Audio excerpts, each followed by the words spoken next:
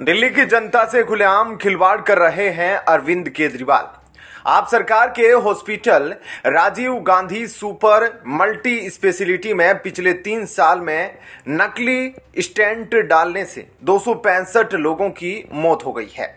स्वास्थ्य मंत्री सत्येंद्र जैन के जीजा को दिल्ली सरकार ने स्टेंट सप्लाई करने का ठेका दिया है।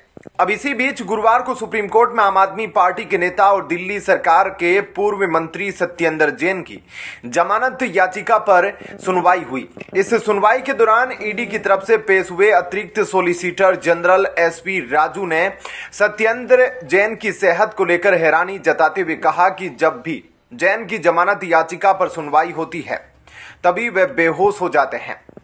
एसवी राजू ने जस्टिस बेला एम त्रिवेदी और जस्टिस पंकज मित्तल की पीठ के समक्ष कहा कि ऐसा कहा जाता है कि बिजली कभी भी एक ही जगह पर 2 बार नहीं गिरती।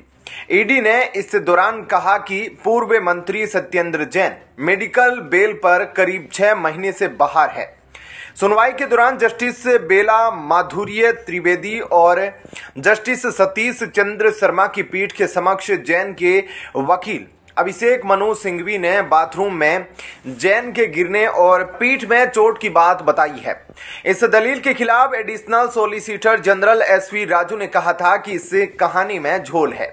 जो गिरने की कहानी बताई जा रही है उसका कोई सही मेडिकल ब्यौरा नहीं है। कोर्ट को भी अलग जानकारी दी गई। अब इन सब दलीलों के बाद पक्का सत्येंद्र जैन को फिर से जेल जाना पड़ सकता है। अतिरिक्त सॉलिसिटर जनरल ने कहा कि जब भी जैन को जमानत चाहिए होती है वे मेडिकल आधार पर जमानत मांगते हैं और अस्पताल में भर्ती हो जाते हैं। जब भी कोर्ट में जमानत पर सुनवाई होती है तभी वे बेहोश हो जाते हैं, जो कि एक हैरान करने वाली स्थिति है। फिर जैन की तरफ से सुप्रीम कोर्ट में पेश हुए वकील ने इन दावों को खारिज कर दिया। इसके बाद पीठ ने मामले को 17 जनवरी को सुनवाई के लिए लिस्ट कर दिया। साथ ही तब जैन की अंतरिम जमानत को भी अगले आदेश तक बढ़ा दिया। सत्येंद्र जैन मनी लॉन्ड्रिंग के आरोपी है और इस मामले में पिछले साल मई में उन्हें अंतरिम जमानत मिली थी। उसके बाद से ही जैन की जमानत अवधि लगातार बढ़ रही है।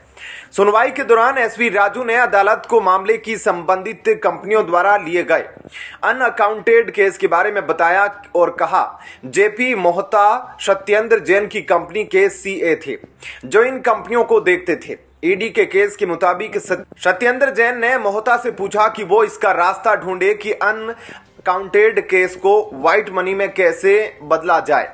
ईडी के वकील ने अदालत से कहा सत्येंद्र जैन ने मोहता से कहा कि वो कलकत्ता के कुछ लोगों को जानते हैं जिनकी सेल कंपनियां हैं। अगर आप उन्हें सारा केस देंगे तो आपको एंट्री देंगे। हो सकता है इसके लिए वो छोटी सी रकम कमीशन के तौर पर ले और वो आपको ब्याज देंगे या पैसे शेयर के तौर पर आएंगे।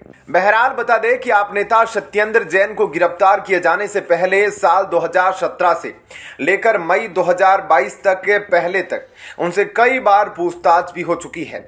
सत्येंद्र जैन को अदालत ने मेडिकल ग्राउंड पर अंतरिम जमानत दी थी। इसी के साथ अदालत ने कई तरह की पाबंदियां भी सत्येंद्र जैन पर लगाई थी। इसमें मीडिया से बातचीत करने पर भी मनाही शामिल है।